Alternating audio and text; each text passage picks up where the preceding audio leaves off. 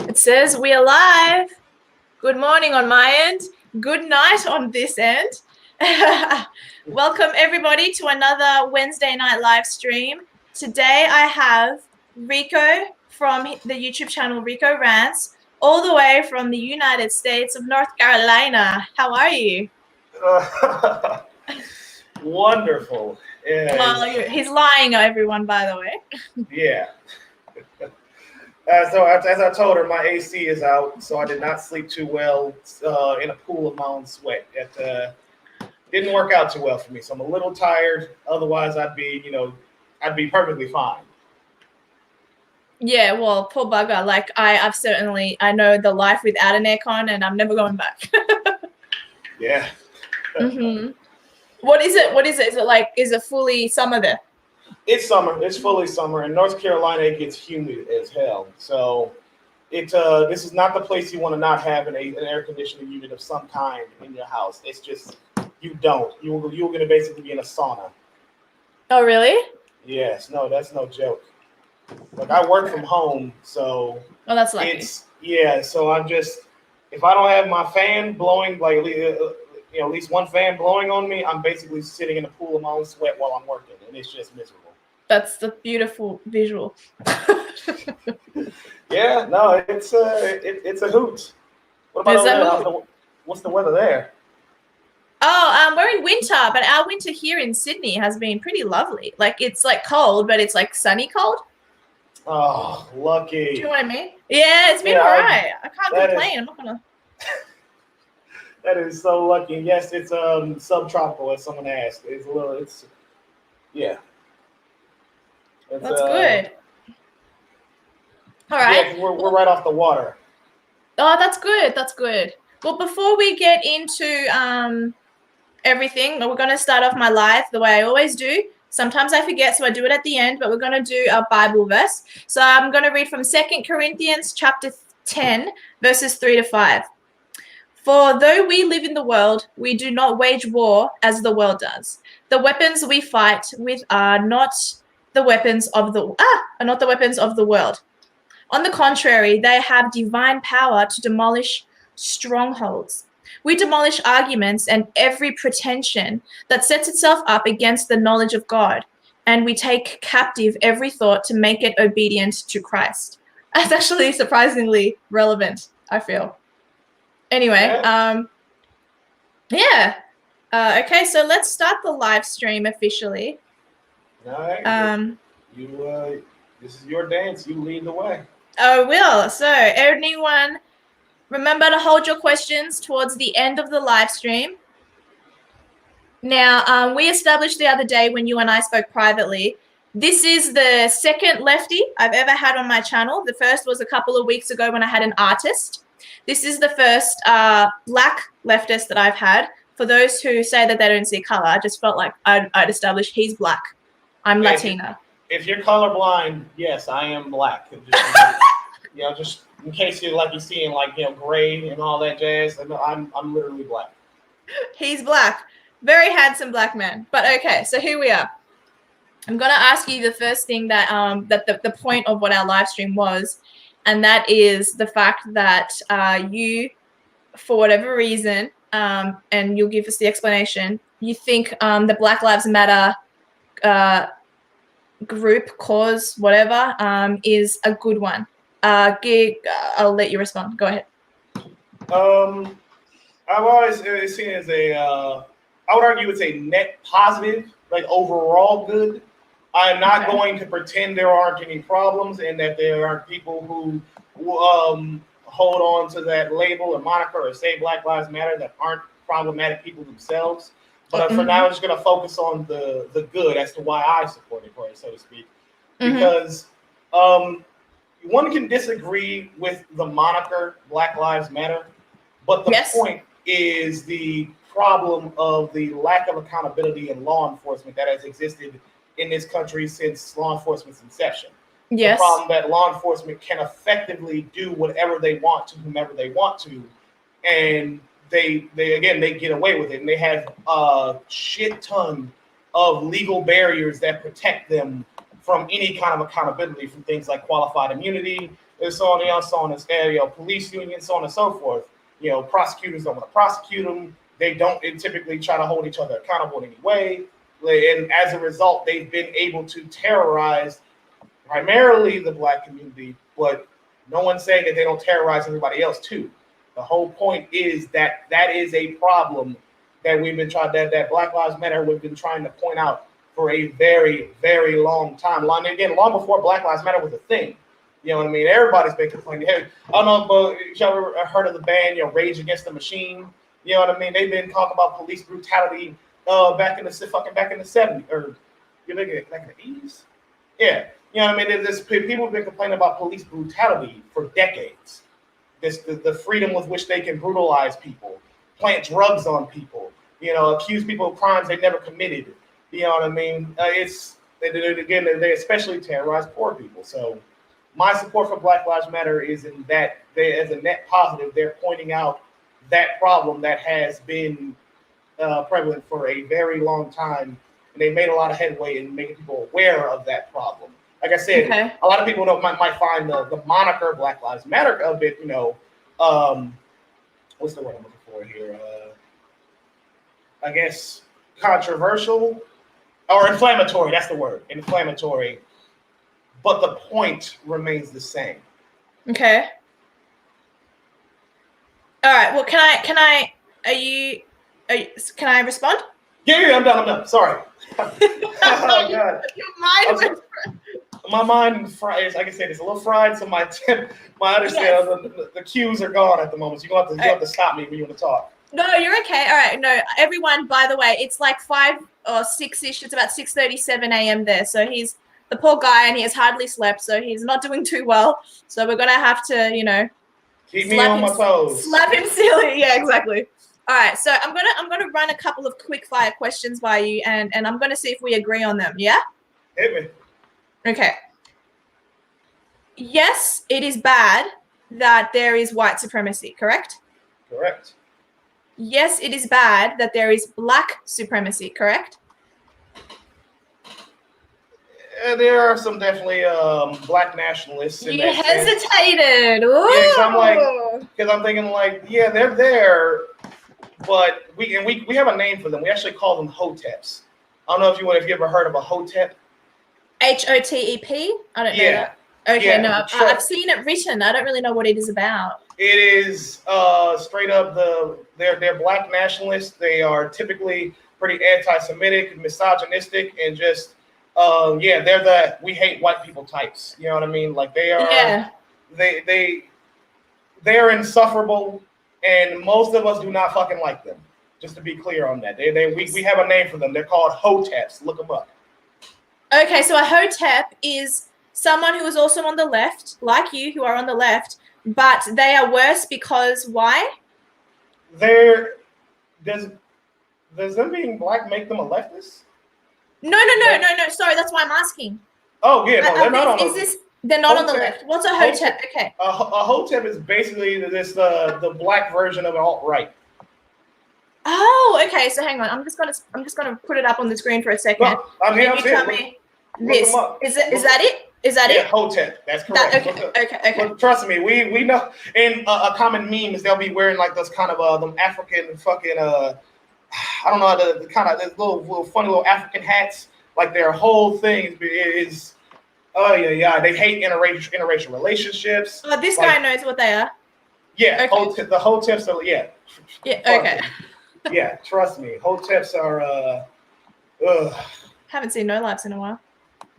Yeah. Okay. So, because I'm someone who doesn't like supremacy at all. I don't like Jewish supremacy. I don't like Black supremacy, white supremacy. I'm Latina, and I joke and I make statuses sometimes saying the Latino people are the hottest people on earth. But I mean, I'm not actually a supremacist. I'm being stupid when I say that. No, I get you. Yeah. So you would agree that all supremacy is wrong, and that perhaps Black Lives Matter at some level or on a strong level is misbehaving, right? And I know this could get you in trouble with your fellow democratic Black leftist Black Lives Matter people, but how do you want to respond to that? Well, because fucking, I'm no more accountable to all of them than they are to me. I like that. Like I said, I'm not going to speak in defense of any bad actors. Anybody can say Black Lives Matter and then go fucking cause nothing but problems. Like I got no defense for them. If you got specific instances you want to call them out, call them out. But I am no more reflective of the entire movement of Black Lives Matter than any other one person is. Like I said, anybody can wield that moniker. Anyone. So yes, it's as a movement. It's an idea. Yeah. You know what I mean? It's a movement that calls attention to a problem. And anybody who takes that and turns it into something else, that's on them. But it doesn't detract from the overall point, and that's police brutality and lack of accountability. Okay, all right. Let's stop there. Police brutality. You believe that there is an institutionalized form of racism that means that I was watching The Fresh Prince of Bel-Air. In fact, I've watched that show my whole life. Yeah, love that show. I love that show. And one episode, you have Carlton and Will driving, and then the cops pull them over. This is in the very first season, and it's called Driving While Black. And then there's another show that's an internet show. It might be a real show in the United States, but I only see it online. And it's called What Would You Do? WWYD. And they have this girl walking around, and she's black. And then they're all actors. And then the person goes up to her and says, "You're not allowed in here." And essentially that's called shopping while black. I, as someone who is a third-party bystander watching that from Australia, trying to guess what it's like being a black person in the United States, find that to be really stupid. I know that's offensive, but it seems retarded to me that someone would not allow someone in their shop based on the fact that they are black. Now, if there's a pattern of behavior, like in my home state of Victoria, which we were talking about off camera, there is South Sudanese gangs going around to shops and stealing and beating up people. So I would be more protective if I was a shopkeeper of some sort. I would be like, okay, they're black, they look Sudanese, they're speaking another language, got to protect my shit based on a pattern of behavior. But based on just, if I saw you in a shop, I wouldn't have that same feeling. If anything, I'd try to pick you up. No, just kidding. Hey, no problem, man. I wouldn't turn you down. But that aside, yes, please really to what I just said regarding the shopping while black, driving while black. Institutionalized racism to me seems retarded. Let's go back. So let's go back to that. Yeah. With regards to institutionalized racism, one thing I have just two things on this. For lack of a better word. Oh yeah, one thing I have pointed out, as I said time and again before, is that you don't have to be racist to perpetuate racism. You just have to never challenge the status quo. So if the standard was set by somebody else a long time ago to treat black people this way, and law enforcement, what have you, and then every new cop that comes in just doesn't ever stop doing that, then there you go. There's your institutionalized racism. It doesn't have to be on the books. It's just the standard that was set. That is what it means to be for racism or bigotry. What has something to be institutionalized. It is the standard. It is the status quo.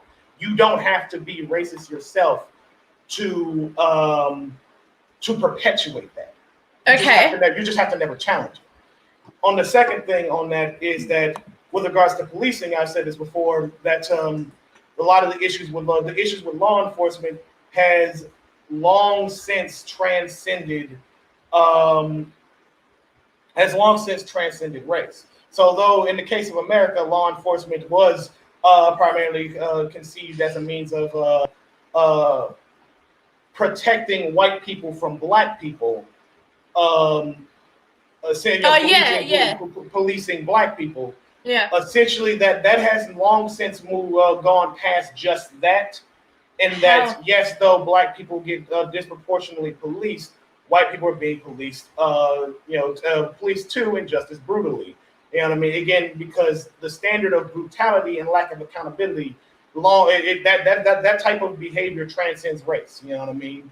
Like what they got away with doing to us, they now get away with doing to white people too. So that's why when I see Black Lives Matter protests, when I see white people too getting their eyes blown out by fucking rubber bullets and shit, non-lethal rounds and all that. I'm just like, yeah, they don't care anymore. They're attacking everybody, black, white. They don't care. It is because, again, the brutality transcends race. The lack of accountability transcends race. We can agree on that. Yeah. We can agree on that. So that's regards to that. And then to the last thing you said with regards to like shopping while black. The shopping while black. Yeah, no, I get that.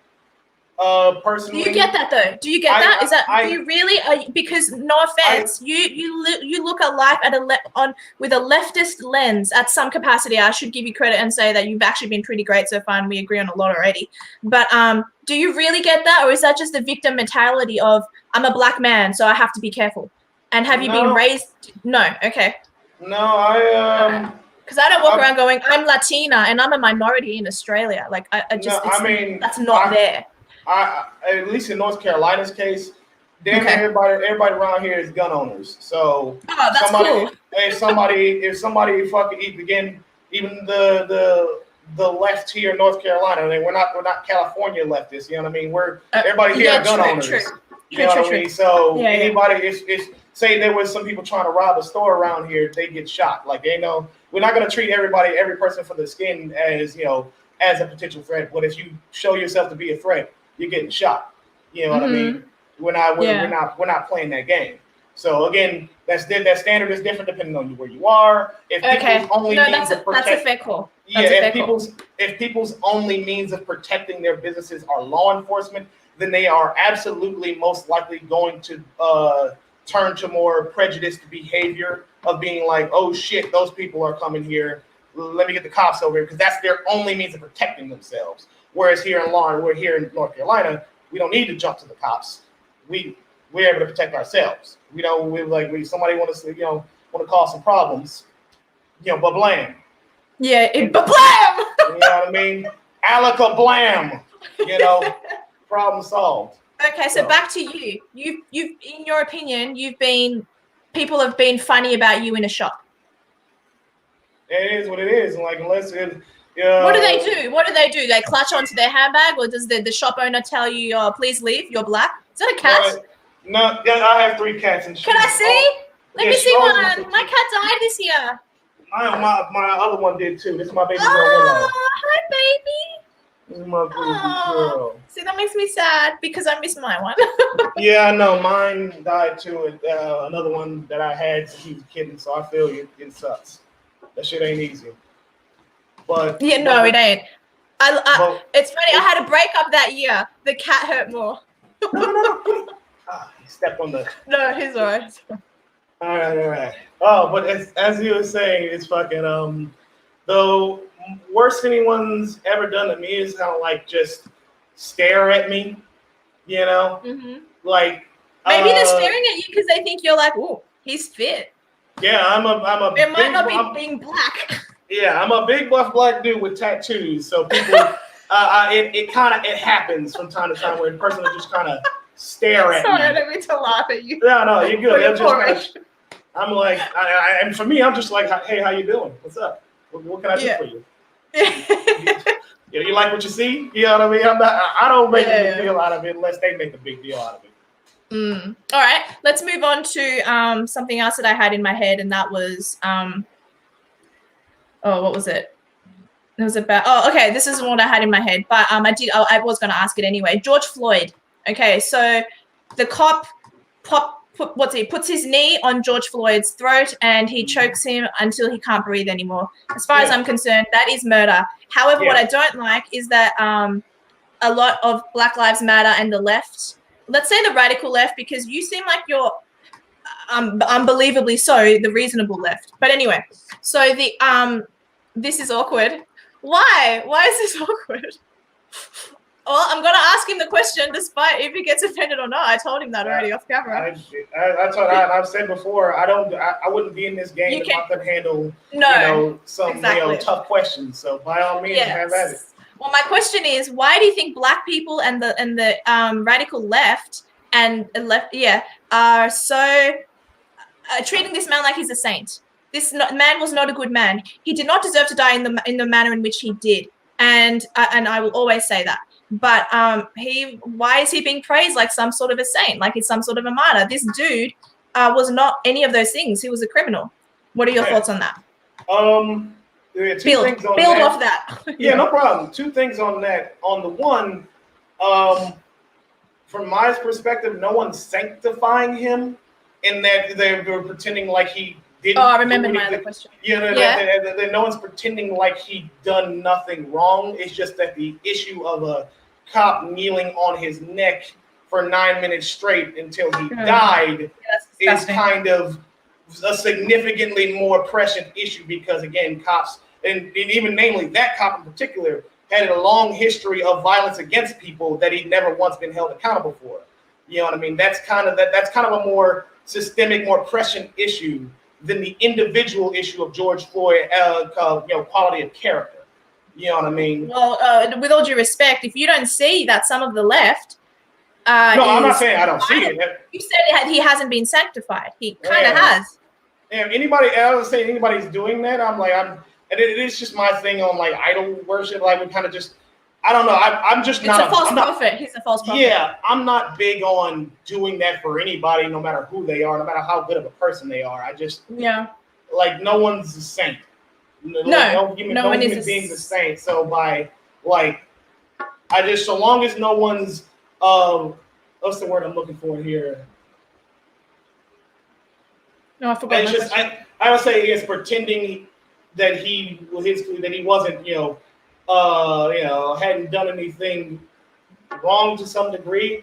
I'm cool, we're cool, but at the same time, that's not really as relevant to the problem as the overall problem that people are pointing out. You know what I mean? It's not that relevant. Like, if you were drunk and disorderly and some cop fucking kneeled on your neck for 9 minutes till you died, I'd be a lot more concerned about the fact that he kneeled on your neck until you died than I would about the fact that you were drunk and disorderly. Absolutely agree with that. Yeah. This is not funny, but I can't help but find this a little bit funny. Did you know that apparently George Floyd had COVID? Yeah, I heard that he was diagnosed with it. Yeah. So what did he die of? He died of an. And I've said this before, to put it like this. That's what I sort of heard it to say. Well, I put it like this: what do you think killed somebody? If someone were to shoot you in the gut, you don't die immediately. You're bleeding, and then somebody else comes up and stabs you in the heart. Which was the one that killed you? You got the stab in the heart. That's the point of all these conspiracy theories. Did he really have COVID? So did he really die of COVID? As I was saying, I think the needling on the neck was a lot more the immediate killer than the slow killer that is COVID or whatever else health condition he may have had. Yeah. You know what I mean? So I think I'm more concerned about the guy who just stabbed him in the heart than I was the guy that only shot him in the stomach or the leg. You know what I mean? Yeah, no, completely agree. What about the fact that okay, so there is an issue in the United States, and it gets mentioned in conservative media. Doesn't really get mentioned on the left, not really. And that is that Black people, unfortunately, on a statistical average, go against Black people. Black on Black crime in Chicago, Black on Black crime in Detroit, Black on Black crime all over the world, South Africa. What are your thoughts on that? Why do you think it's so I'm not saying it's not prevalent anywhere else. I'm not saying white people don't do it or the Hispanics like myself. Well, I don't individually do it, neither do you. But like, don't you find it odd that on a statistical average, it tends to be Black? I do. And I know this is where you and I will disagree, but go ahead. Yeah, it's not saying that it isn't an issue. It's just that I don't find it all that. I had the word in my head and I lost it, honestly. But I keep losing some of my questions to you as well in my head. But basically, everybody in the same demographic are always going to be the main killers of their respective demographic. That's just always been a thing. Black people are going to kill Black people by and large. You know what I mean? White people are going to kill white people by and large. You know, Hispanic people, and so on and so forth. Whatever the area where there's especially the more densely populated it is, that's just gonna happen. So in places like Chicago, where it's densely populated with primarily Black people, then the people who are going to kill each other are going to be Black people. You know what I mean? It's not busloads of fucking Asian folk or white people running up in there killing the black people. That's not how that works. So if you have a place of densely populated white people, guess who's going to be the ones primarily killing the other white people? The white people, so on and so forth. So I just feel like it's not really like, I know people like to bring it up, but I just never understood why. And just like, and that's just what people do when, especially the more densely populated the place. That's gonna happen. Yeah. You know, it's not an issue. It's an issue, but not the kind of issue in that the way people may kind of frame it as if it's like an issue that is unique to black people when it's not. But it is, and that's where you and I will always disagree. But and that's fine. We'll agree to disagree on that one. Yeah, no, that's fine. But the reason I disagree is because it's just it's too much of the population, right? Like the United States of America is predominantly white, although that is moving, and that's fine. But it is the black on black crime rate. I should have had statistics and stuff ready for you, but it is quite extreme. But it's because Go ahead. It's kind of a thing people do when they're densely populated in one place. Densely populated in one place. That's what because you have to take into account is population density, and the more densely populated the place is, the more crime you're going to get by and large. You know what I mean? That's just what happens. You know what I mean? It's its own respective issues as to what can be done about that, but that's always going to be the case with humans. That's just a thing we tend to do. And someone asked, if he paid $2, asked, what's your deadlift weight? I don't actually deadlift. I'm sorry, I don't. Thanks for the $2, no lives. I don't care for deadlifting. I know what I mean? I'm a boxer. I punch. You know what I mean? That's about it. I do a lot of cardio and a lot of, okay, well, you disavow me. I'm sorry. I don't deadlift. I think he's disappointed now. I'm sorry. I don't care for deadlifting. This isn't a question, and it's not up to. They're not. It's not time for them to ask questions yet. Right. Yeah. No. I'm just going to say this is interesting. This is Bearing. The cops' treatment of George Floyd was shocking. Multiple cities trashed and 28 people dead seems like an overreaction, though. So I don't know whether you know this, but I know this because I don't follow straight mainstream media. But a girl was bawling her eyes out crying because a Black Lives Matter person shot her sister. And her sister did nothing wrong. There's video footage of Black Lives Matter, white and black, going after a disabled lady in a wheelchair, bashing her on the head, trying to take the stuff from her handbag.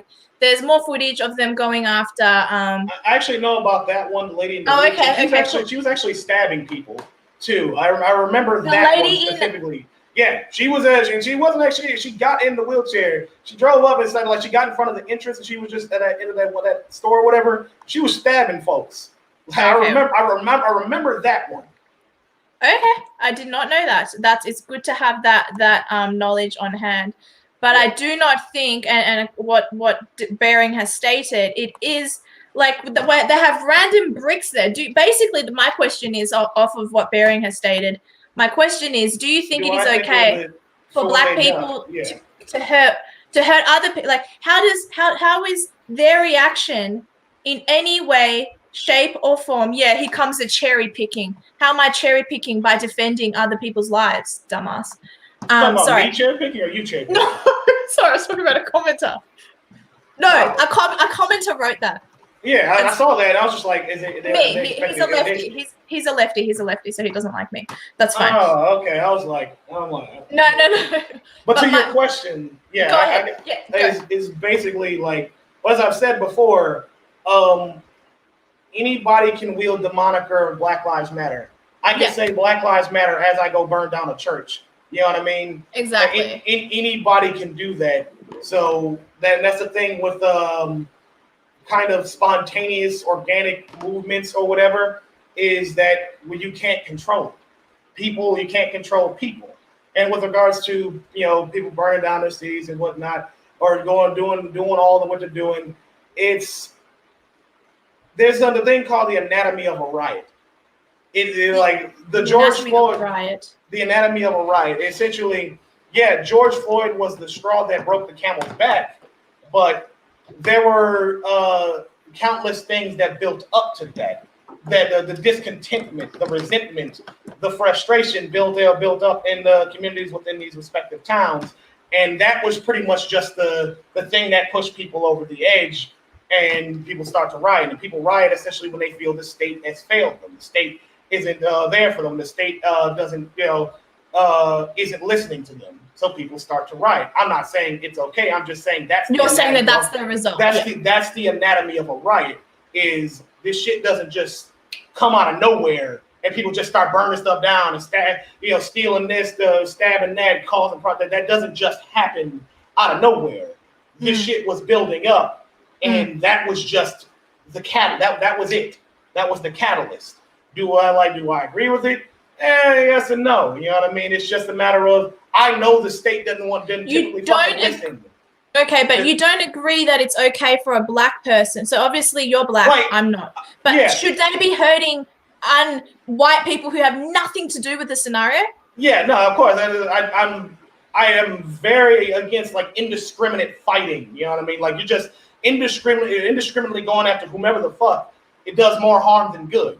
In any case, like I say this just as a side example with regards to war, that's the same dice. You don't want to go after people indiscriminately because you end up turning people against you. You turn up people who would have otherwise been for you against you. You know what I mean? You just start wildly attacking everyone. Then everybody's just gonna see you as a wild fucking animal, and no one's gonna want shit to do with you. They're like, even if they would have been sympathetic to you, no, they're not. That sympathy's long gone.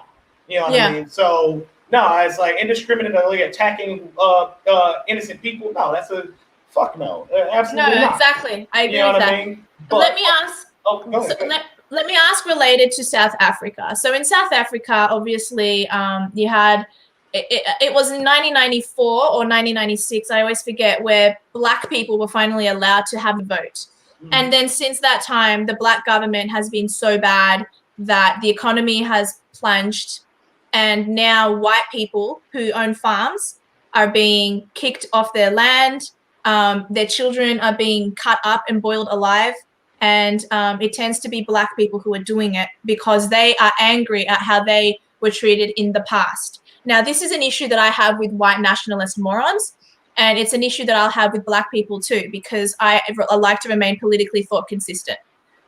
What the hell is what the hell is a black person in South Africa doing, getting angry at the white families today for something that their ancestors did in the past?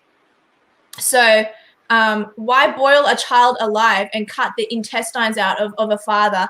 Do you find, this is a stupid question because I know you're going to say, yes, that's wrong. But do you find that like ridiculous? And do you think that it is fair to hold someone today, for example, slavery? So I'm paralleling here. Yeah. I'm assuming you're a descendant of slaves. You're not like, your parents aren't Nigerian. My last name is Baker. That ain't no African last name. No, like exactly. That. So 450 or so years ago, when slavery ended and all of that, you work hard today. You work hard, you have money, whatever. It's because you've worked for it. You've earned it. It's a meritocracy. So why are black people so have this mentality of victim, victim, victim? You owe me money, or you owe me that farm, so I'm going to kill you. What the hell is up with the united psyche there? It's so wrong. What are your thoughts? Go ahead. So yeah, you said a bunch of. I said a lot. Sorry. So let's go. Let's go back to South Africa to start. Okay, go that first. Yeah, go ahead. And work our way up from there. Any kind of person that is like, first I'm gonna say, because this is me speaking with no knowledge of the context as to what. You've only got what I've told you. Yeah, that's cool. Basically, my only understanding of South Africa just from a few tidbits here and there, and what you just said here. So I'm speaking as essentially I have no context to go off of, but I can't imagine any context where murdering children is at all acceptable, and any person doing that was never going to do the right thing, no matter the context. Any person who sees burning, killing children as that's not somebody who is ever going to be good, no matter whether they were oppressed or not. Or black or white. Black or white. Any person Yeah. who would just do that, burn children alive, and rip out their intestines or whatever, that's not somebody that was ever going to be good. Like, I agree. I got nothing on that one. Yeah, like people like that you ain't reaching them. There ain't no any justification they use is nothing but an excuse. They were going to kill people. They were going to kill people no matter what. There was period. If it ain't no ifs and buts about that. Going onward from there, though, to the point that you were making with regards to descendants of slavery and the victim mentality. Victim mentality. So let's where's a good starting point for that? So let's start with meritocracy, the concept of meritocracy. Earning your way. Yeah. Earning your way. We don't have a meritocracy. The society, the world over, is not a meritocracy in any capacity. You get maybe not in every country, but you're definitely in the US. No, God no. All right, educate me, because I feel like you're wrong.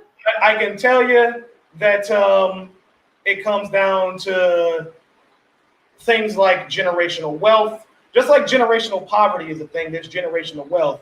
And if you're born into the wealthy, better off family, you are going to have more advantages than people who were born into generational poverty, by and large. And you don't have to. That doesn't mean you're smarter or more intelligent or more capable. It just means you had fucking better opportunities available to you due to your birth alone that other people don't have, ever won't have. Like a lot of descendants of slaves come from generational poverty. You know what I mean? Generational impoverishment. And that doesn't mean just lack of assets and wealth. It also means knowledge. They didn't have sorry, just to interrupt for a second. Yeah, go ahead. Generational poverty and generational wealth is probably a thing, and I'm not going to dispute that. Yeah. But that doesn't mean you can't get out of it. Dr. Ben Carson was poor. Yeah. I'm not saying there are so many exceptions to the rule, dude. That's what I'm saying. I want to be clear. I'm not saying you can't get out of it. I would say that myself is an exception to the rule, but I'd rather I be the rule rather than the exception. You get what I mean? And I understand. I think I understand. Yeah, there are exceptions, but those exceptions don't justify the rule of generational poverty, of which I'd like to do away with. And how I go about it is a matter of, for me, example, my family is a single mother, 5 kids, and she worked hard, but we also had to rely on government assistance to get where we are. From Section 8 housing. I'm not laughing at you, sorry. No, okay? I promise I'm not laughing at you. From Section 8 housing to government assistance programs, and then eventually me going in the military. You know what I mean? Stuff like that play all of the essentially the government essentially assisting people, and again, it doesn't work 100% of the time. No, it doesn't. Assisting people allows for better opportunities to rise up from the poverty you're born into, rather than not, because that's the case for myself and many others. To some degree, relied on government assistance. Where did you have a father? No. You really are an exception to the rule. Yeah, but he's his own fucking story. And actually, I got a funny, just an aside with regards to my father. Yeah, go ahead. Y'all can look him up. His name is Durrell Baker. Look up what he recently is going to. Is I think, well, knowing him, he'll find a way out of it. But probably going to jail. Where is it? Jail. Okay, sorry, I didn't hear what you said. Yeah, for defrauding the government. So he's a. We should all defraud the government. The government is defrauding us. Yeah, but my father is a notorious con man. Like, oh wow! I didn't Congratulations. I wasn't raised with the dude, but when I learned about him, and he didn't come back into my life until after I got out of boot camp, asking me for $400. See, this is a typical story of the African American male today, because fathers aren't in the home. We'll get to that topic in a second. That's entirely but my dad the dude's a grade A piece of shit in every sense of the word, and can get out of anything. But yeah, he's a fun dude in that. I hope that this is the thing that finally gets him, because nothing's ever been able to stick. Because he just fuck that guy. He's a trip. But no, like I said, single mother, 5 kids, and we're all doing pretty good with our lives. You know what I mean? Because thanks to government assistance, my mom doing the best she could despite having no idea what the fuck she was doing. the whole time because her parents were awful. But you know what I mean? And you know, me joining the military was a big one. Ugh, that single-handedly was one of the best decisions I ever made. You know what I mean? But again, it's going back to the whole point with regards to the victim mentality. So if you found out who your white owners were, no, actually, I have no idea. Yeah, but if you could find that out, would you ask for reparations? No, I don't. Yeah, I'm not particularly attached to any of that. Past? Yeah, I'm more of a, you know, live and let live. I'm more focused on the now and the future. If I ever found out who it was, you know what I mean, and I inherited my family inherited the Baker last name, I just be like, you know, are you a slave owner? And like, no. Then I don't care. Your ancestor may have been, but you're not. So I don't much care. Exactly. That's why I love it when Candace Cameron, I always do that from Full House. Yeah. Candace Owens says, you're not a slave. You've never been a slave. Stop being a victim and be a victor. However, as I was saying, the generational poverty created as a result of slavery and all the things that came after. The slavery wasn't just where it stopped. You know what I mean? There was black codes. There was Jim Crow. There was all kinds of shit. There was the destruction of Black Wall Street. There was just a fucking numerous amount of shit that has done well, from redlining, that has done well to impoverish black people or make it harder for black people to get out of poverty. That's what the issues are. It's not so much as a victim mentality. It's more so an acknowledgement of the decades and centuries long problems that have reverberating effects to this day, that if we don't address to make up for that, people will be stuck in that same poverty that was dealt onto them and their families for generations. You know what I mean? It's merely, as I would say, with regards to you say with the meritocracy, imagine a 100-meter dash, and the black people were, each time we tried to run, either we ran with an anchor tied to us, and then when the anchor got taken off, we had to run with and get shot in the legs, and like keep trying to run as we can continually make it harder and harder for you to run. Whereas everybody, and then we keep saying it's a meritocracy as we're still running forward, but like keep trying to run as we continue to put obstacle after obstacle after obstacle in front of you. You know what I mean? So the goal is to remove those obstacles, so to speak. And then we're essentially to make us a true meritocracy, to make things truly fair and equitable, so that they can, like I said, if you fail at that point, then that's on you. But a lot of the poverty of this country now, and again, it's not just black people, said more than half the country, I remember got the percentage of this, I think it's almost 70% in the US, more than half the country is one missed paycheck away from poverty. That's a systemic issue. That is a structural issue that has long preceded whatever problems we have now. You know what I mean? Yes, so, you can't blame Trump for that. That's what I'm saying. That is a long. If that's the case, which I'm sure. No, that's what I'm saying. That is a structural issue that if we don't deal with, the problem is just going to keep getting worse and worse, because the fact that more than half the country and supposedly the richest nation in the world is one missed paycheck away from poverty, that's kind of an indictment of the system and the structures of society overall. You know what I mean? So this guy, Pissy Leaks Pete, brings up a good point. This isn't a question, but I'm going to base my question off of this point. Why are you a Democrat when the Democrat is the party, first of all, that started the KKK, the party that tried to keep you guys in slavery, not you specifically, but the ancestors? Why? The Republicans are the ones that released you from all of that. The Republicans are the ones that have done more for black people than any other party. So why do you choose to remain a Democrat? I mean, the answer is simple on that one.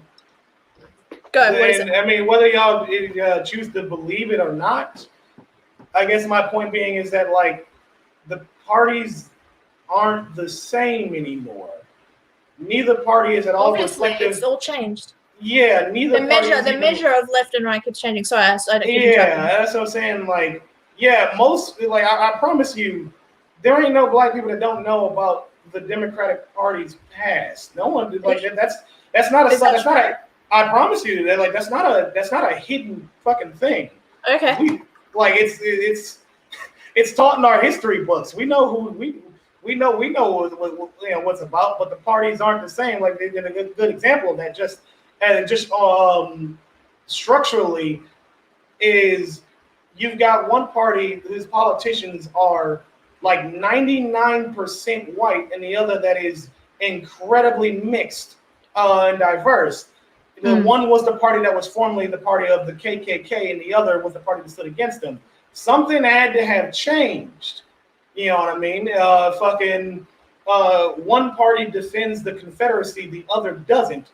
You know what I mean? Things very clearly changed, and a lot of people, particularly Republicans on the right, refuse to accept that the Republican Party, the Democratic Party, are essentially completely switched on a lot of their values and structure. But that's what happened. I mean, after the Civil Rights Act and the Voting Rights Act and such happened, and going forward, the Democratic Party fundamentally changed completely. And whereas the Republican Party, also changed and embraced the racist, the racist in America. You know what I mean? That's what they got things called the Southern strategy and the like, is they appeal to racism, to xenophobia, to things like that. Like the Democrats, again, for all their fucking flaws, I don't mind a bit of xenophobia. Yeah, you know what I mean? The Democrats, you don't. We're going to keep some people out. Yeah, that's fine. Bit of xenophobia is fine. I would say, hey, to each their own. I'm not gonna I may not agree with it, but I'm not gonna fucking fight you on that. Like, what the fuck am I gonna do about how you feel? You know what I mean? But that's the parties switched, like I said. And if y'all don't agree or believe that happened, all I say is, which party is the party that is 99% white people, and which one isn't? Which party is the one that defends? Why does it have to be about black or white? Why can't you just go for the party that treats people right rather than equally? I get that, but for a party that is the party of the KKK, you would think the party of the KKK wouldn't have any black leadership, black people, or non-white people at all, for that matter. But they do. So that's what I'm saying. They do. So there's a disconnect here somewhere. Whereas the one black Republican congressman, he stepped down. Not Ben Carson. No, they did not. Ben Carson, somebody else. Okay. I can't remember. And he was like one of the very few. Like, you'd be counting your hands how many black Republicans there actually were, black Republican politicians. And he stepped down a couple years back. You know what I mean? I'm like, that's I'm not saying the Republican Party is the party of the KKK. But there's a bit of a structural issue there if the Republican Party is 99% white, whereas the Democratic Party isn't. You know what I mean? So that's why I support one over the other. Tim Scott? That's its own thing. I think Tim Scott is who you're referring to, yeah. But that's its own thing. As I said before, a lot of us are forced to side with parties we otherwise wouldn't because of our two-party dichotomy. Like, yeah, there are multiple parties, but effectively, in America's case at least, there's only a two-party system, period. You only have either viable parties, you only have the Democrats and Republicans, ain't no in between. So a lot of people end up siding with people that they otherwise wouldn't, because that's quite literally the only option they have. You know what I mean? Because for me, just an example as a Democrat, if we had we had other viable parties, like legitimately viable parties that had the same type of infrastructure that the Democratic Party, Republican Party had, I wouldn't be in the same fucking party as Hillary Clinton. You know what I mean? You don't like Hillary Clinton? That's refreshing to hear. Yeah, most people fucking don't. Most people on the left fucking hate her. She is the epitome. She is the epitome of girl boss fucking corporatism that we fucking hate. Like, we don't, you know what I mean? But again, because of our two-party system that forces us to choose between one or the other, you know what I mean? That's what we all end up becoming hypocrites by virtue of having to side with parties that we think or hope will give us some kind of fucking breadcrumb. And don't side with the Democrats or the Republicans. I'm all about, like, here in Australia, we have the left and the right. The left is the Labor Party. The right is the Liberal Party. But either way, they're both still really shit. So I'm all about the grassroots smaller parties. Oh, Kitty! Is this a different Kitty? No, same one. She came back. She's always on attention. How cute. All right, so anyway, Sandy Turner asks a very solid question. Do you think Trump will return in 2020, and why? Whatever your answer is, why? Why yes, why no? To be honest with you, I don't know. Better than Biden. If I'm being honest with you, I genuinely don't know. It's something that hey, I'm not gonna pretend like I have a definitive answer on that one. I'm sorry. No, that's okay. It could go either way. No, that's fine. Let's see if there's any other good questions here. All right. Rico, what are your thoughts on people like Candace Owens, Larry Elder, Thomas Sowell? Oh, I love them. What do you think? Thomas Sowell, I actually need to do more research on, because he actually seems like a good dude. He's socially conservative, but like he's not someone a la Candace Owens who is like deliberately inflammatory.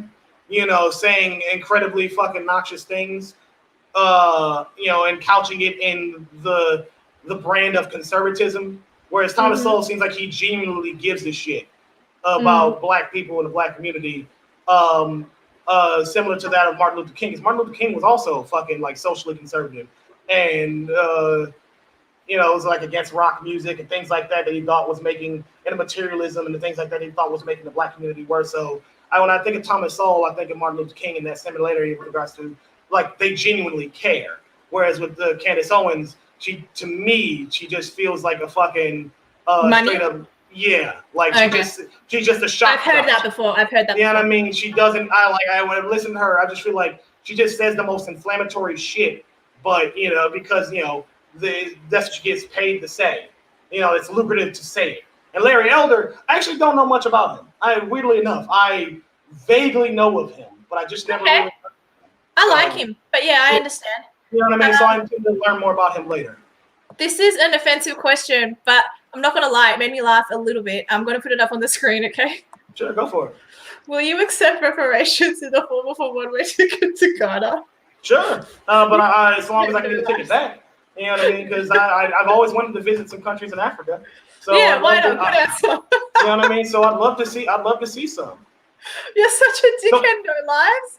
Yeah, so no lies, hey brother. If you're offering to pay for my travel and fare, brother, hey, I'll take you up on that.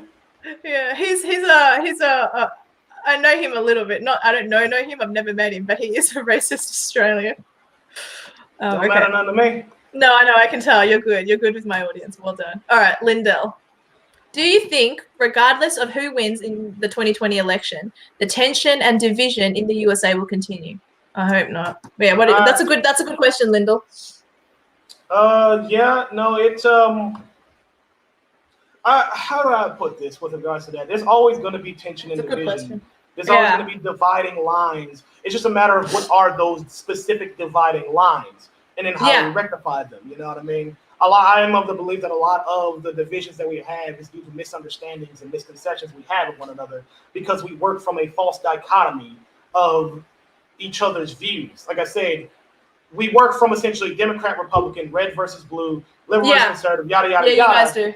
And we are in a lot of the way of structure, we all end up becoming hypocrites to some way, which fuels the division and tension, and it's just a fucking mess. So until we try to cut past the misconceptions and misunderstandings, as best we can, the divisions and tensions are always going to remain. Like, if I say, for example, I'm always going to be pretty fucking divided, with anybody who's, content with, who tells me to accept the needless and entirely preventable deaths due to COVID-19. There's no middle ground I can meet with you there on that one, because again, if we'd have done the right thing from the kitty now. You know what? You could have been the worst leftist ever, and the fact that you have a cat, you and I would have just gotten along based on the fact alone. Love cats. I mean, my family's a cat family. Plain and period. Same. But yeah, no, I'm just like, I know where my dividing lines are, and I believe that we should. There's nothing wrong with having dividing lines, and that we should. It's just that it's a matter of honestly engaging with them. Like, I will not engage with any straw man version of the right or conservatives and yada yada yada. Like, if I have an issue with you, I'm gonna issue with the specific thing. I'm not gonna make up a version of you and take that down. Like, that's what a lot of the issues are, is that we fighting each other. We're fighting straw man of each other. Like, I'd rather fight you specifically, your specific real views, than some fucking made up version that just makes me look better by comparison. That's called virtue signaling and being righteous. They have them on the far right and on the far left. I know what you're saying. I hate that. All right, let's look up another one. Okay, Ian Moore, just to clarify, I'm saying that generally speaking, Labor is, this person's having a go at me, respectfully. Labor is left, and the Liberal Party is deemed to be our mainstream conservative party. I don't think they're conservative. I think they're fakes and corrupt. But I was just giving our American friend here a very vague idea. All right, so relax. All right, so let's have a look. Do you think the black vote will increase for Trump in 2020 compared to 2016? I do think that, but what do you think? Fuck no. Really? Interesting. I thought with the whole Blexit, #Blexit. Now that one I can say confidently as an absolutely the fuck not. Okay, interesting. I think that he just means increase more than what he got last. I mean, like maybe, like if that were in that regard, but from yeah, that's how I understood it. But like maybe if we're being literal, yes. Yeah, could be literal. Okay. If we're being 100% literal, like yes, you know, I'm sure some maybe more than I like, because I can't 100% predict what everybody's gonna do. No. Like, if you mean by increase at a considerable margin, no, absolutely. Okay, fair enough. No, that's fair. All right, this is a good question, one I wanted to ask earlier but forgot to. No Lives. What do you think about abortions being mostly targeted to the black community? Do you feel that to be something? Do you feel that to be something a friend would do for you? What? I didn't understand the second part. I think he kind of worded that weirdly. Yeah, that's really badly worded. But basically, it is true that, I don't know, you're a Christian, and I know you're a leftist, and leftists don't care about abortion, but you may not. I think it's horrible that mostly black mothers are killing their own babies. What are your thoughts on that, and why do you think it's predominantly the black community? I have a feeling it's because of the no father thing, but go ahead. With regards to abortion and the like, I'm gonna put it to you like this on that one, because I know this is a very contentious one. Like, so this is no joke. You're talking to a pro-lifer.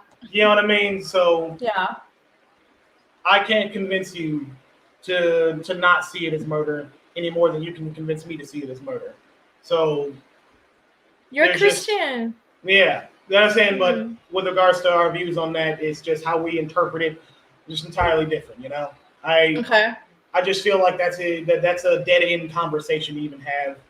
So you don't think it's unusual, at least, that it's predominantly, or the Planned Parenthoods are placed in African American communities? You don't have to think it's murder. So we've established that you don't think it's murder. Yeah. But why are all Planned Parenthoods in the poorest, and I mean it with the utmost respect, the poorest black neighborhoods when they can hardly afford it? Yeah, it's that's the why, from my understanding of what's your understanding of Planned Parenthood's history, is to provide Margaret Sanger. Yeah, and to be clear, just to be clear, Planned Parenthood does more than just abortion. Like, abortions are like only like I think every number is like 3% of what they do. What they do is it's literally like planning parenthood. It's to provide like prenatal care, and you have rose-colored glasses. You know what I mean? And planning parenthood for low-income families and whatnot. And you're so wrong about this one. I'm sorry. I'm not going to be able to believe you. But sorry, keep going. Hey, that's fine. Like I said, we can agree to disagree. You know? Yeah, but so you genuinely believe that Planned Parenthood actually assists in planning pregnancies, and actually people follow through in pregnancies? Yeah, essentially. Yeah, I mean, my mother relied on Planned Parenthood her whole life because for prenatal care and medical needs and whatnot when she was having us or planning to have kids and all that, and because they really So are. you were born with the assistance of Planned Parenthood. Is that what you're saying? Yeah, you know what I mean. That's a shocker. I'm not gonna lie. Yeah, you know what I mean. They are there to help low income families. Now I understand where the theory comes that Margaret Sanger did that to cull the black community or control the black population and whatnot. But again, that's neither here nor there. I can't speak to Margaret Sanger. I never knew her. I never knew her. She's long gone. And as I've said before, things can have the intention of one thing in the past and become something entirely divorced from that intention, years later. So though that even if I agree that was the intent, that sure as shit ain't what happened. You know what I mean? So that that's for me. It's just that's neither here nor there. I'm not going to defend a point that I simply just don't much. I don't much believe in. Like, okay. Yeah. No, that's all right. We won't. There's no need to keep bashing that point. Yeah. Anyone else have any good questions? Let's have a look. Have you seen the movie Unplanned? No, not yet. No. Okay, it's about a woman who used to work for Planned Parenthood, had herself had 2 abortions, found Christ. Wasn't that made by the Foundflix guys? Oh, I don't know. I don't know who it was made. It's a Christian film, so yeah, I know. If it's a Christian film, it's almost certainly made by the Foundflix folks, and they do. I promise you, they do more harm to Christianity than good. They are. I don't know. Okay, well, let's find out. In America, Foundflix guys, they are. Their whole thing is essentially strawmanning the shit out of everyone to make themselves look better by comparison. Distributed by Pureflix. Pureflix. Yeah, I'm sorry. Like, there are better Christian or movies that. Well, it's a pretty great movie. I'm not gonna lie. It's graphic too. Like, it's actually some Christian movies are shit because there's no money that's being put into. This movie has money put into it. It's great. I see a lot of Pureflix films as high budget schlock. Like, there are better Christian films than what they produce. Okay, that might be true. Yeah. Yeah, I'm like I'm good. I'm like, I've seen their work and from things like God's Not Dead and all that. And I'm just like, you guys. God's not dead. He's surely alive. He's moving on the inside loop. Yeah, I'm just like, we can do better than Pureflix. we can do a hell of a lot better than Pureflix. You're such a bitch. Leave them alone. All right, hang on. Here we go. What are your views on the LGBTQI indoctrination of children in schools? Everybody so the gay agenda. What is the gay agenda?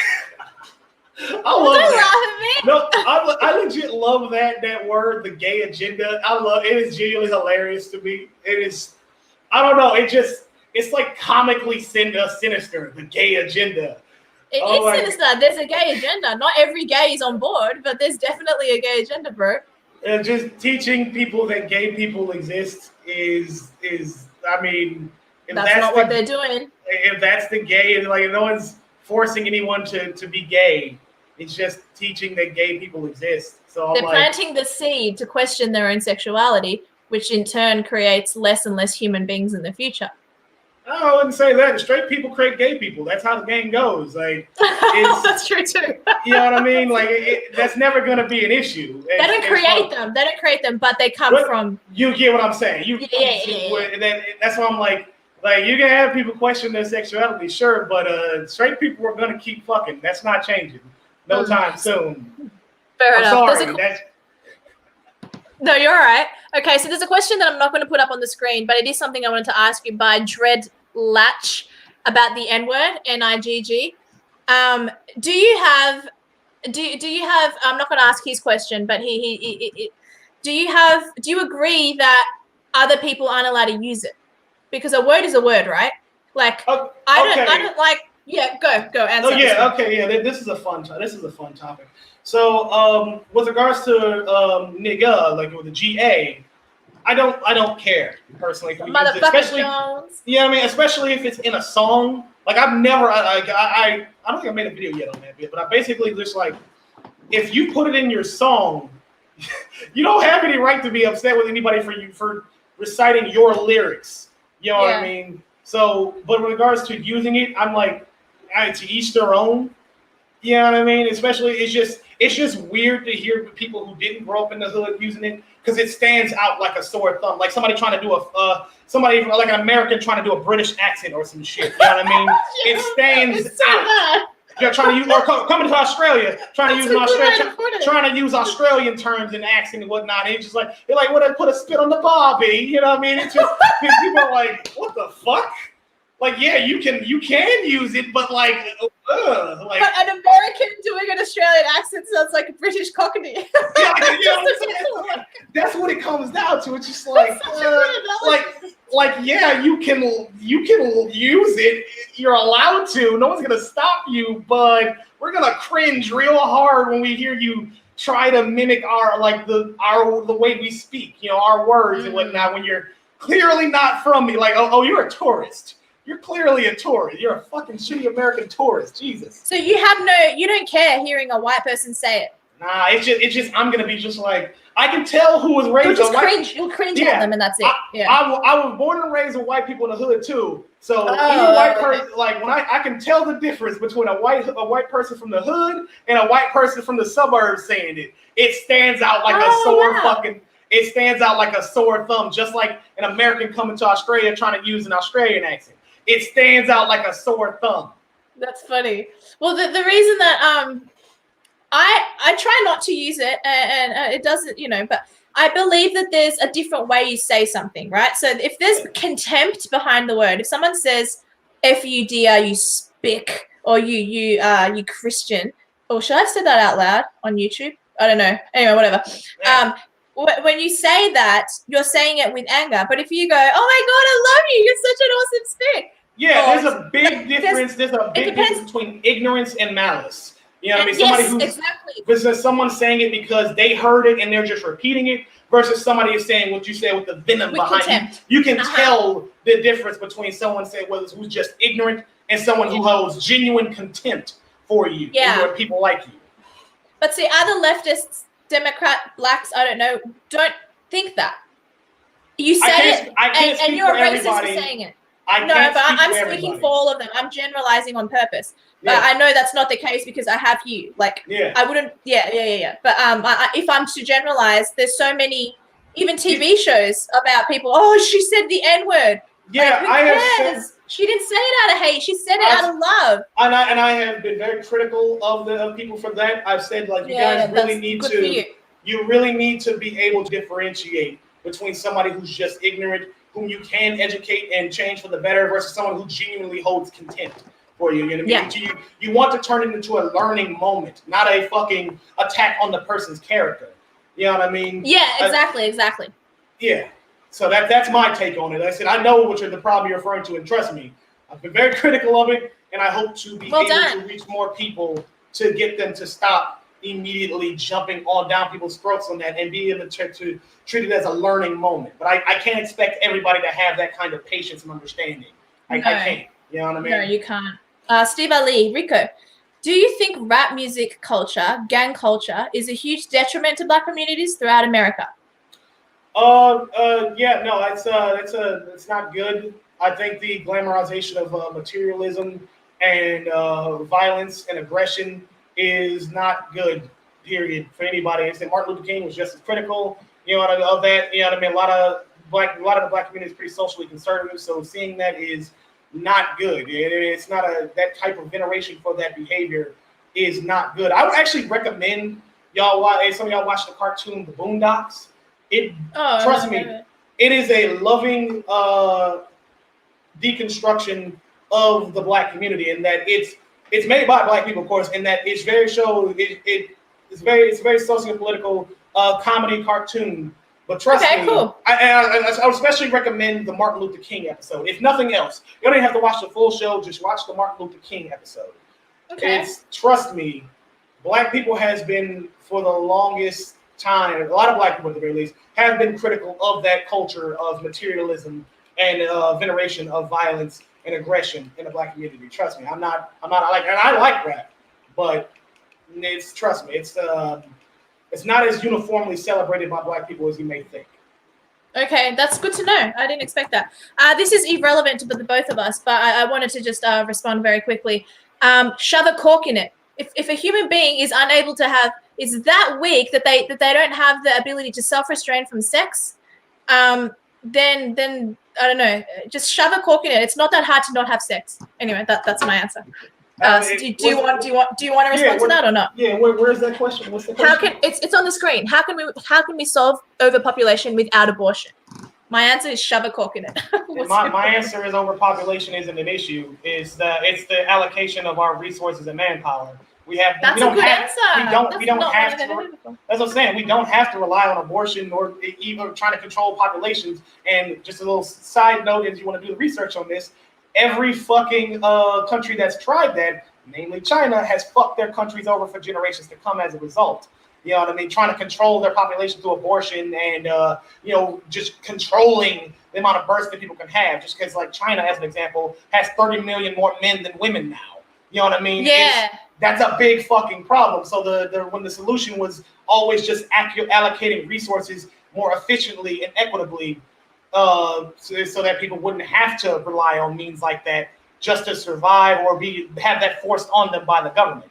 You know what I mean? Mm-hmm. So that's my thing. You don't have to get an abortion. And in regards to resisting sex, I mean, yeah, that too. People can, abstain, but people are gonna fuck. It's just gonna happen. People are like, I know I wouldn't turn that shit down. So you have a wife. You have someone that you can do that with.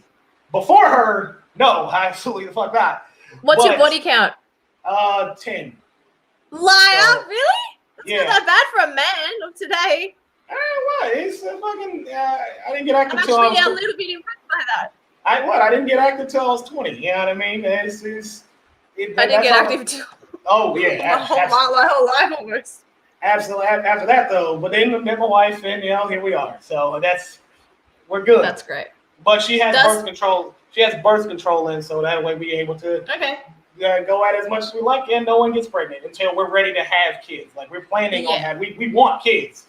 Just not don't leave it too long. Women have a window. I know. She tells me we know about that window. We're trying to get good before that happens. Yeah. Don't be selfish. You give her those babies. Yeah, trust me. But once that happens, I look forward. I genuinely look forward to having kids. You're gonna have beautiful little mixed race babies. Damn right. I look damn right. Yeah. Does pineapple belong on pizza? Yeah, that's fine. Same. I agree. That's perfectly fine. I don't have an issue with that. All right, let's keep going down. Question for your guest. Thank you, Svatnik. Haven't seen you in a while. Do you think there are differences between white people and black people? Go ahead. Not inherently. Like, again, the only you people, the black people are better, say, athletically. Yeah, and a lot of that is because of how black people were brought up since being brought to this country versus how white people were brought up. You know what I mean? Black people in Africa, like Usain Bolt in Jamaica, but again, that's because we in the United States. Yeah, but that's also a part of a lot of I would say the result of colonialism that kind of forced us to do a lot more physical labor, to be a lot more physically fit than white people who otherwise didn't really have to. You know what I mean? Don't get me wrong, there are plenty of physically fit white people, but generation-wise. Primarily black countries had physical labor more forced onto them than primarily white skin or fair skinned countries. You know what I mean? That relied more heavily on labor than was the laborers themselves. Again, this is in regards to proportions. Not again, there are plenty of physically fit or people that come from generations of physically fit white folk and whatnot. But no, you're fine. Yeah, inherently there aren't really any genetic differences between us other than generational upbringings. Because our skin color is always determined by is a result of the climate we were born into. You know what I mean? Yeah. Because we all hail from Africa, and as we migrated outward to places, I guess further away from the sun. All of humanity? When you say all of humanity. So I disagree. I take the creation. I take the creation story quite literally. then in which case I'm gonna end it with that. Then because otherwise I don't want to debate on creationism versus evolution. No. I'm not even gonna ask you that. I'm not even gonna ask you that. It's fine. But then I'll say, but then from my understanding is that we all came from Africa. That's the evolutionary. The climate in Africa had people black as fucking charcoal, and as we gravitated outward, migrated outwards, to cooler climates, our skin became fairer and mutated, and you started getting different hair colors, different eye colors. Adaptation. Our skin. We've adapted. Yeah. You know what I mean? But genetically, like our physical feats and what we're capable of is more the result of our adaptations to our respective climates. You know what I mean? That's fair. But what about so he's asking you whether you think, so you said not inherently, in that we're all human beings with a pumping heart. The only thing that makes us different is what, complexion or the grain of hair or the eye, whatever. But would you agree that each and every race God has blessed with different gifts? Say, as I said, black people with athleticism, maybe white people with economies, maybe Jews with science. Like, do you know what I mean? Like, everyone seems to have a talent. Every group.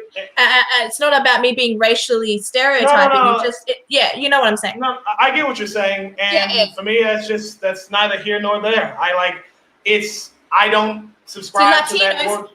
Our hips don't lie. Our hips just don't lie.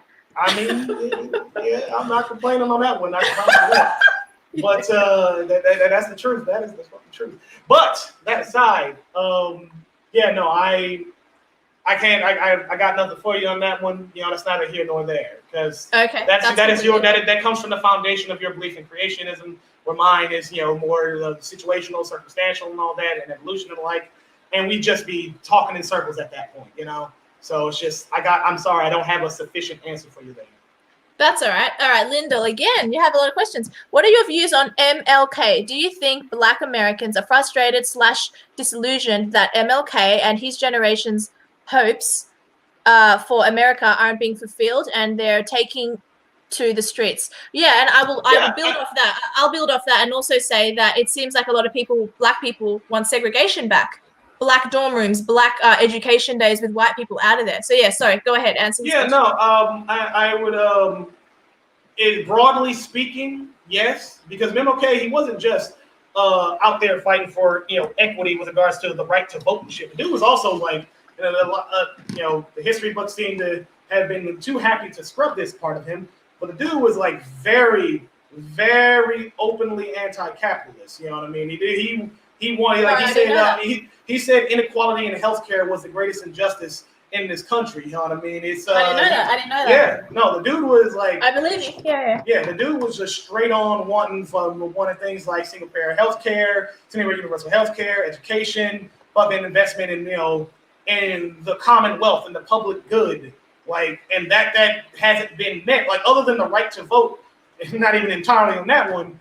Yeah, a lot of what he fought for didn't get realized. So people may not directly link their frustration to his specific views not being realized, but you can say that because his views were not realized, people are discontent and disillusioned and frustrated. Again, that's just broadly speaking. No, that's fair. No lives. Have you listened to George Lincoln Rockwell's speech to the Nation of Islam? Not. Actually, I've been meaning to, because I know of the Nation of Islam and all that. I have been meaning to do a little research on them at some point. I'm just kind of fucking a procrastinator in a lot of ways. So at some point, I'll get to that. They don't seem very relevant to me otherwise. I'm more of a guy who argues from the relevant, I would say, the now, the material conditions now. I know a lot of leftists and whatnot are big into theory, like Marxist theory and yada, yada, yada, and all that jazz. And I am personally not a theory guy. I don't care for any things like that. I can argue for the things that I argue just from the material bullshit I personally dealt with and seen my entire life. I don't really care for all those other sects and orgs and yada, yada, yada. No, that's fair. Sandy Turner, this isn't a question, but I thought I'd put it up on the screen because I think I agree with him. That by Australian standards, you're not really much of a leftist. You come off as more of a centrist. And that's if you abide by this stupid left-right political compass paradigm, which I'm trying not to do anymore. But you really don't come across as that lefty, and I'm actually that might be an insult to you, but I'm happy to say that because I feel like you're far more reasonable than any lefty I could have imagined. Yeah, and I mean, there was a time I wasn't. It's just I learned and got better over time. You know, I was young and dumb too at one point. You know, overzealous and well-intentioned, and made a bunch of dumb arguments that I didn't really think too hard about, and engaged with people in a way that was more talking past them rather than to them. Like I made those mistakes, and I've since learned from them. So I know that makes me seem reasonable by comparison, but like it's just a matter of learning to stop being so combative. You know what I mean? It takes a kind of patience and understanding that a lot of people lack, you know, especially if it's a more impassioned things. Like even for things that I personally feel strongly about, I've learned to temper my personal feelings on the matter. Like I can still advocate my personal feelings. Like at no point have I not, anything I've said thus far, not had my personal feelings in the mix on that. I'm not a purely logic guy. Like my emotions are in all this. It's just, I'm not trying to fight. I know fighting with you or coming at you or anybody in a combative I would have never fought with you, and I have pushed back. If anyone wants to say to me later that I didn't push back on you, I have. But I've just been kind and friendly about it. That's all. Yeah, and that's all there is to it. Like, bitch. I'm like, oh, you dumb bitch. I don't agree with you. You get out of here. You disgust me. No, that gets us fucking. It's like after a bunch of different arguments I've had in the past, when I realized I'd gotten nowhere, is when I realized, wow, the way I'm going about this isn't right. This isn't working.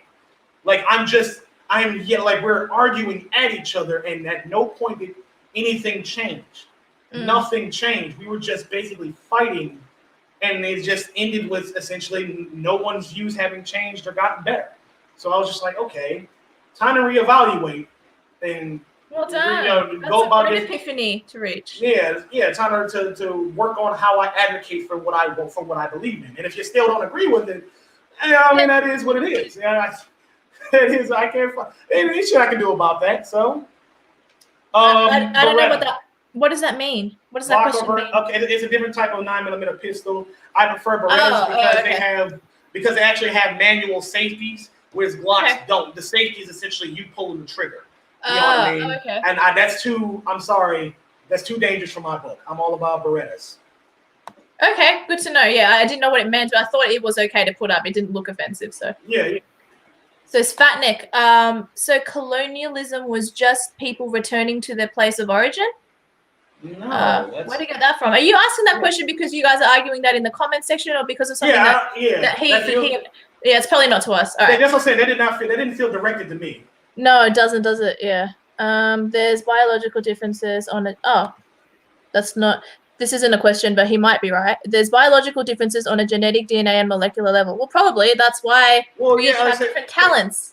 Each race has different amazing talents. Yeah, that can be explained by, again, evolution and human adaptation to the climates and the areas that they're born into and grow up in. Just as take for example, our skulls used to be a hell of a lot bigger and harder. Like as you know, for science says that it used to be because speak for yourself. When we were in the I have a big ass fucking head. Trust me. I have a long face. I have like a horse head. Oh, you're fine. You're long. My head is so notoriously big that even like the extra large covers that you wear, like the hats you have to wear in the military, I had to wear the extra large, and that shit barely fits. Because I got a big ass fucking head. You know what I mean? I do. I know. Back when I used to play football, the helmets barely fit me because my head was so fucking big. Yeah. So trust me. For some reason. Oh my God! Yeah. Imagine your poor wife giving birth to those babies. She's not looking forward to it. She is not looking forward to that. Get a C-section. Yeah, she probably gonna have to. It was like, not gonna lie. Let's be real here. Giving birth baby with my fucking head. Yeah.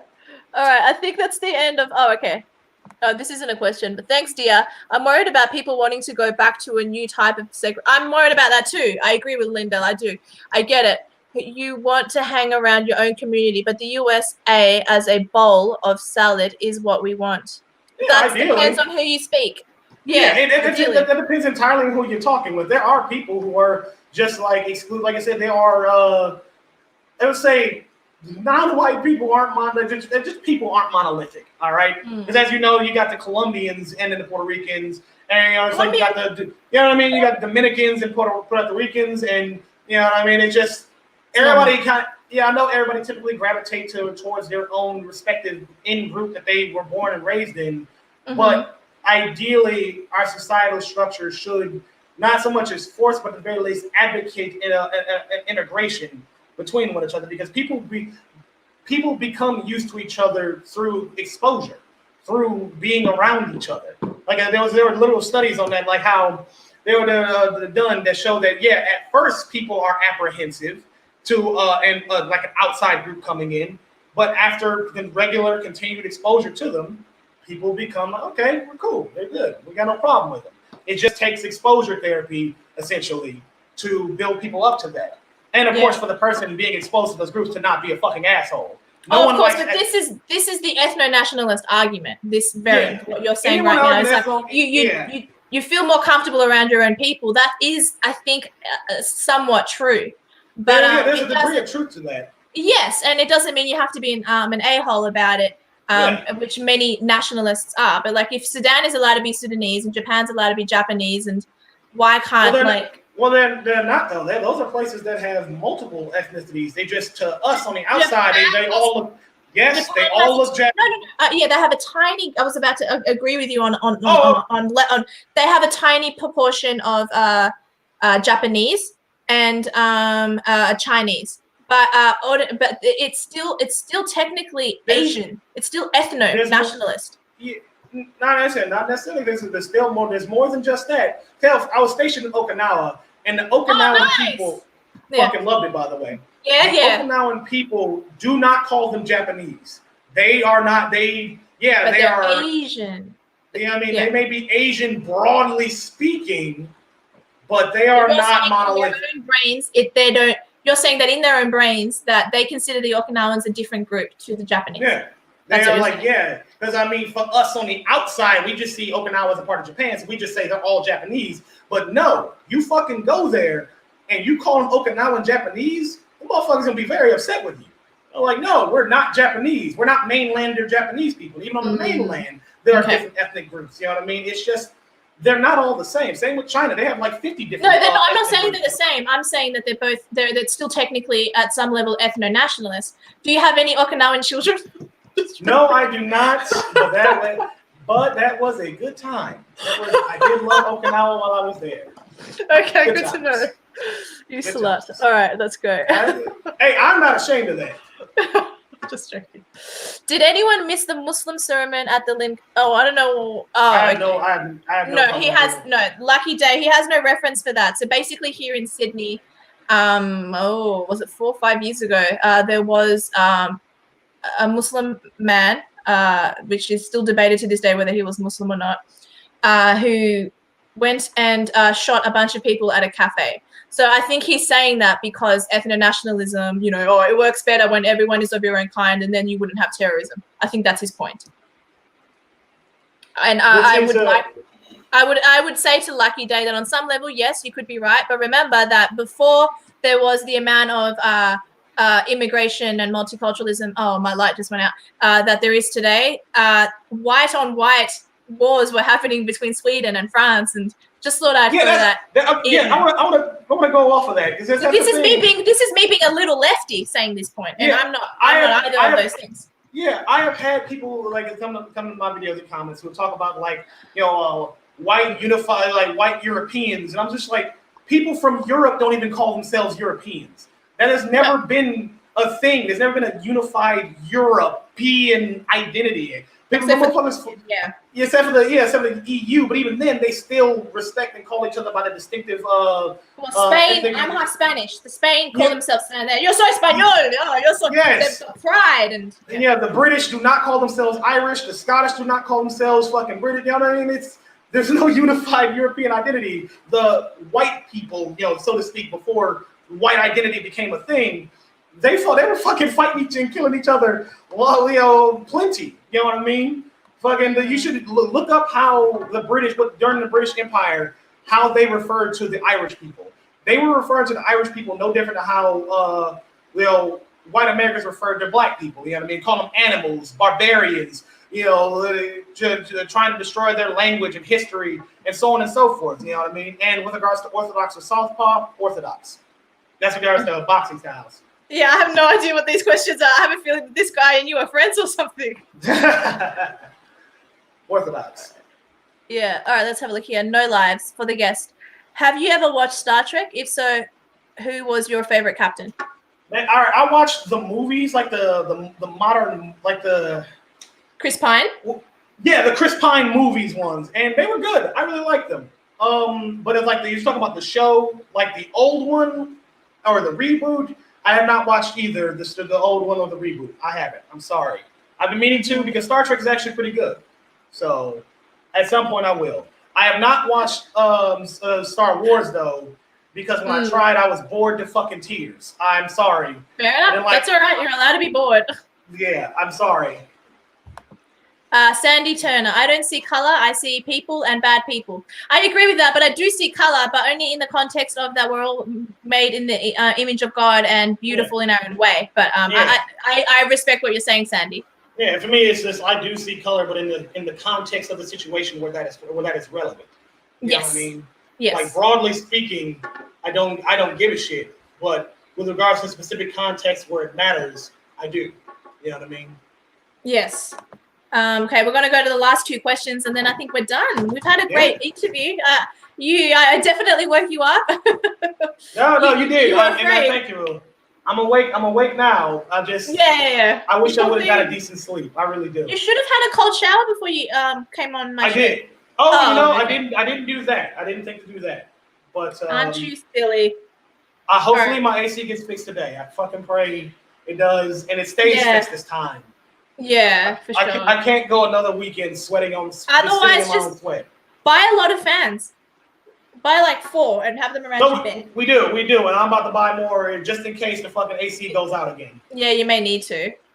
Rico, in your opinion, who is/was the greatest black person that ever lived in the USA? Michael Jordan, Space Jam! No, kidding. Go ahead. I mean, yeah. And what other black person has dunked on the fucking the Monstars, stretching his arm out to the hoop? You know what I mean? Martin Luther King ain't do that.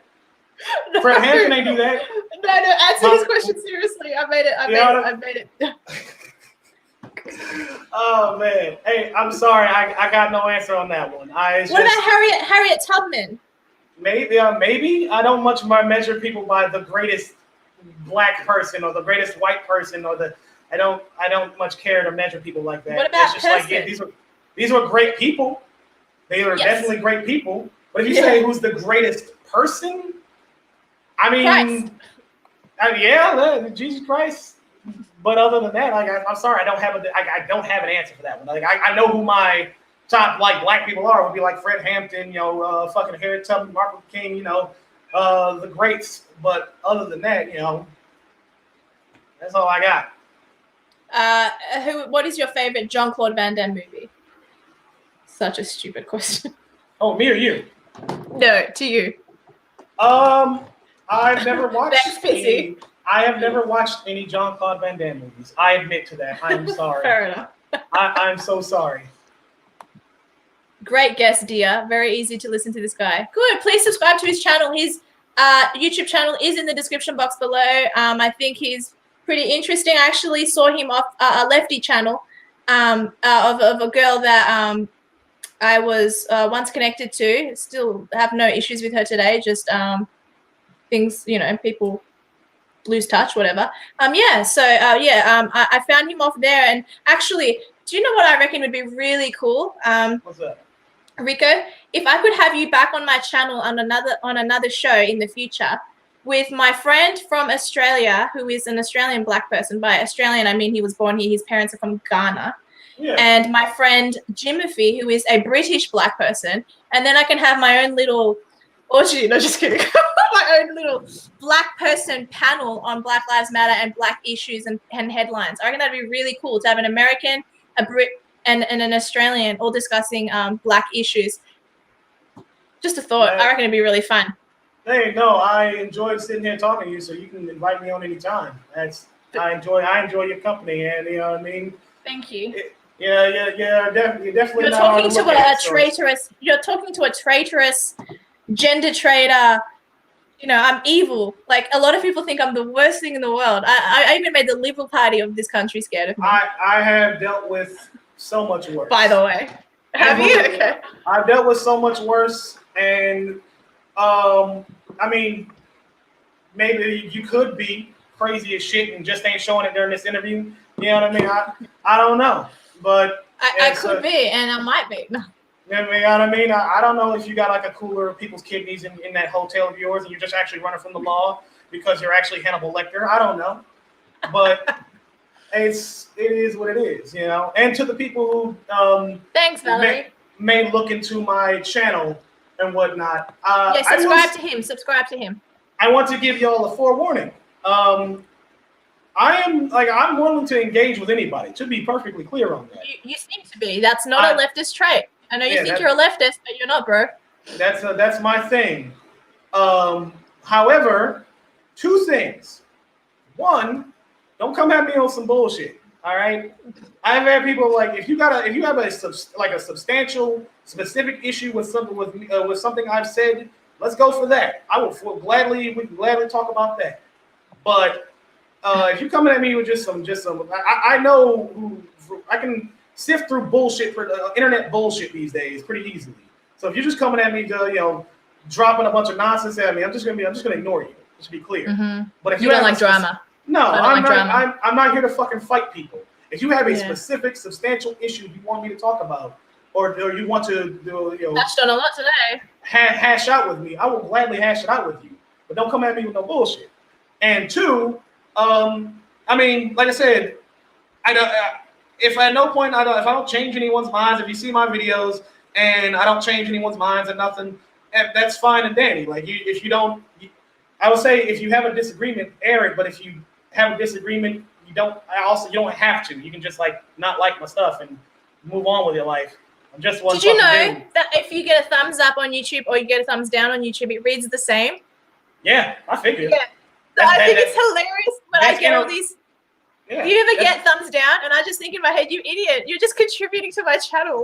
Yeah, my recent one of my videos, my most contentious video was when wokes and racists agree on everything. My response to that fucking skit, and it is well, I put it to you like this: it is not well liked. But it doesn't bother you, does it? It's still it counts. It counts as attention. It counts as attention on YouTube. Yeah, and it's a good thing.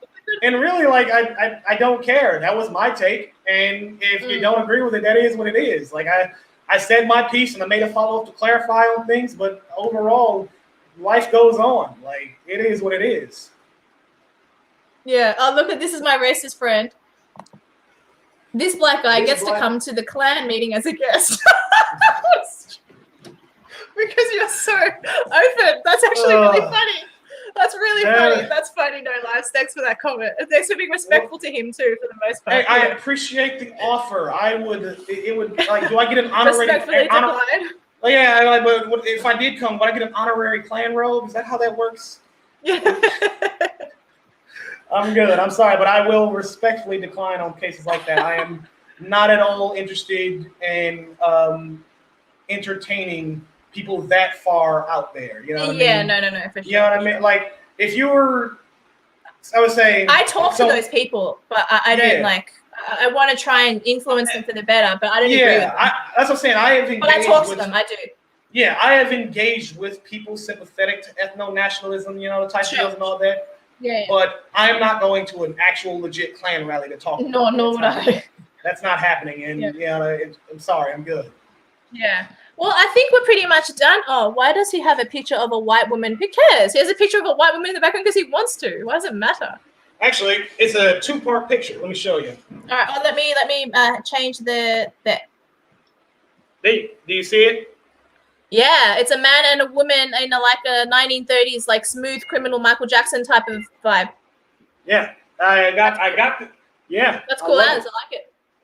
I got that at a fucking at an arts and crafts store, I think. Yeah, they had a bunch of paintings, and I saw that. I saw those two together. I was like, "Fuck yeah, I'm taking these." Yeah. No, that's beautiful. I like it. No, I did not have a clan member on my show. Well, you think I had David Duke on my channel? Oh, God.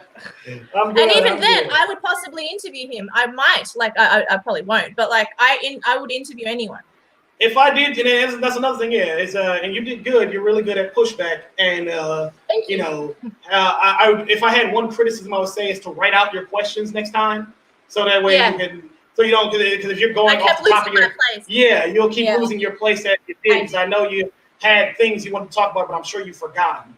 So I would say I didn't in the end because the audience brought them up, and then I was like, oh, that's right. But no, I thank you for that criticism. That's I would say that's perfectly acceptable. Yeah. That's my only criticism of you on that. But other than that, you did great, and I love having you on. Thank you. Oh, great. Well, I mean, being on. Fuck, it's too early in the morning for this. No, you're good. All right, guys. I hope you enjoyed this interview. This is going to be more of my content now. I don't want to just interview people on the right, which is what I've done on my channel for too long. Yes, it's been diverse people on the right, all different types of right. But I want to try and interview more people like my new friend here, and I hope that's okay with everyone. And yeah, did you want to plug your channel? It is in the description box below. Yeah, like I said before, my channel is Rico Rants, but my name is Rico Baker. I just have to tell people to call me Rico. It's just easy for everybody. I talk politics sometimes. I upload videos from time to time. But what I do love to do is I do gaming streams on Saturdays and sometimes Sundays. God. Yeah, I'm just boring. I'm just playing a game while I have people on, and I just chill and talk with them while I'm playing some games. I know. Or engage with my audience who's talking to me as I'm playing some games. Mm-hmm. So it's just like because I just like to talk. I like to fucking talk to people. Yeah, well, why not? All right, well, I'm going to end the broadcast now, everyone. And he's saying it again.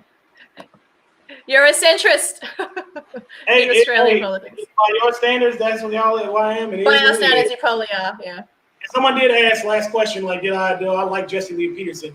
The dude is kind of hilarious. I don't care much for his political views, but he's genuinely hilarious in his presentation. So that's true. Thanks, Valerie. I appreciate that. I don't like the whole left-right thing anymore. I'm about wrong and right. All right. Bye, everyone. I'm going to end the broadcast now. Please tune in next week. I have a fantastic show with three return guests. So I will advertise that next week, and you guys will see what our show is about. I'm going to end the broadcast.